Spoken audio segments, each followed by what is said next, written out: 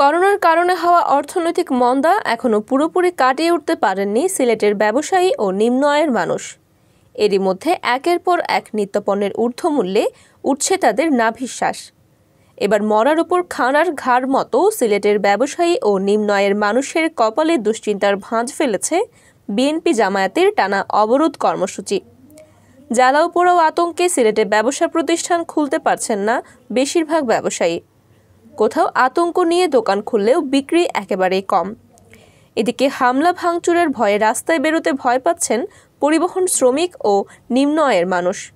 হরতাল, প্রথম দফা অবরোধের 3 দিন এবং দ্বিতীয় দফা অবরোধের 2 দিনে সিলেটে প্রায় অর্ধশত গাড়ি ভাঙচুর করা হয়েছে।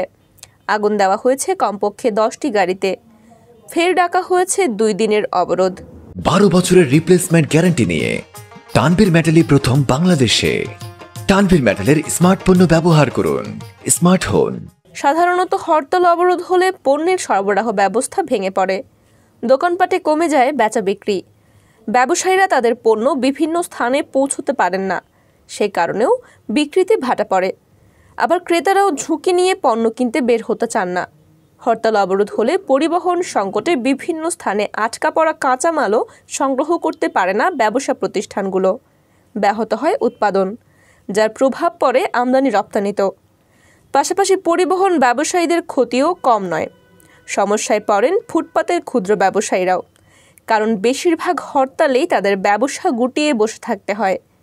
ফুটপাত ও পাড়া মহল্লায় মানুষের আনাগোনা থাকে কম। 29 অক্টোবরের হরতাল এবং পরবর্তীতে বিএনপি জামায়াতের 2 দফা অবরোধে সিলেট জুড়ে এমনটাই দেখা যায়। সিলেট বিভাগের মৌলভীবাজার নিত্য প্রয়োজনীয় পণ্যের পাইকারি ব্যবসার দেশের দ্বিতীয় সর্বোচ্চ বড় জায়গা।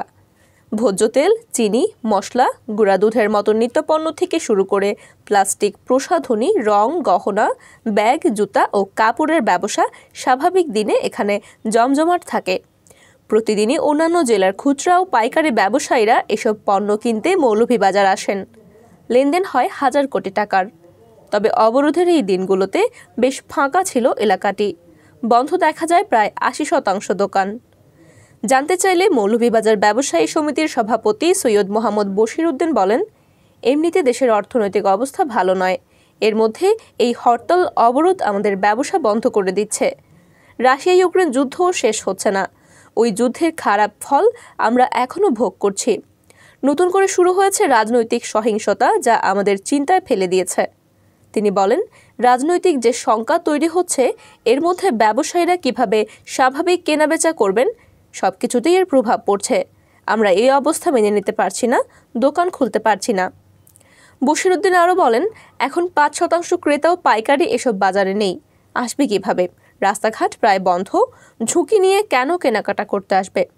আমরাও কোনো স্থানে পণ্য পাঠাতে পারছি না। সিলেটের রিকশা চালান রফিক মিয়া। মহানগরীর বাগবাড়ি এলাকার একটি কলোনিতে স্ত্রী ও 5 সন্তান নিয়ে থাকেন তিনি। সিলেট ভিউকে তিনি জানান, রিকশার ক্ষতি এবং নিজের প্রাণের ঝুঁকি থাকায় মূল সড়কগুলো রিকশা নিয়ে যাননি অবরোধের দিনগুলোতে। ফলে অন্যান্য দিনের মতো অবরোধের দিনে টাকা রোজগার করতে পারেননি পরিবারের জন্য প্রয়োজনীয় সদাইপাতি কিনতে। অবরোধের দিনগুলো খুব কষ্টে কেটেছে। বুধবার থেকে ফের 48 ঘন্টার অবরোধ। তিনি বেশ দুশ্চিন্তায় আছেন। সিলেট জকিগঞ্জ সড়কের বাস চালক আনিসুর রহমান জানান, হরতাল ও অবরোধের দিনগুলোতে একবারও গাড়ি নিয়ে বের হতে পারেননি তিনি আতঙ্কে। যদি মালিকের 25 থেকে 30 লাখ টাকার গাড়ি ক্ষতিগ্রস্ত হয়, তবে কি জবাব দেবেন? এভাবে যদি লাগাতার আন্দোলন চলতে থাকে, তবে পরিবার নিয়ে পথে বসা ছাড়া উপায় নেই। উল্লেখ্য, বিভিন্ন দাবিতে লাগাতার আন্দোলনে নেমেছে বাংলাদেশ জাতীয়তাবাদী দল বিএনপি। দলটি বলছে এটি তাদের ডু অর ডাই আন্দোলন। দাবিগুলোর মধ্যে প্রধান হচ্ছে আওয়ামী লীগ সরকারের পতন।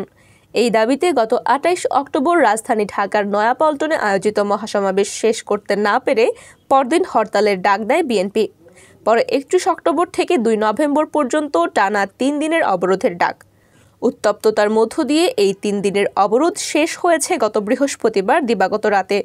তাদের দাবি পূরণ না হওয়ায় দ্বিতীয় দফা গত রবি ও সোমবার অর্থাৎ 5 ও 6 নভেম্বর 48 ঘন্টার অবরোধ কর্মসূচি পালন করেছে বিএনপি।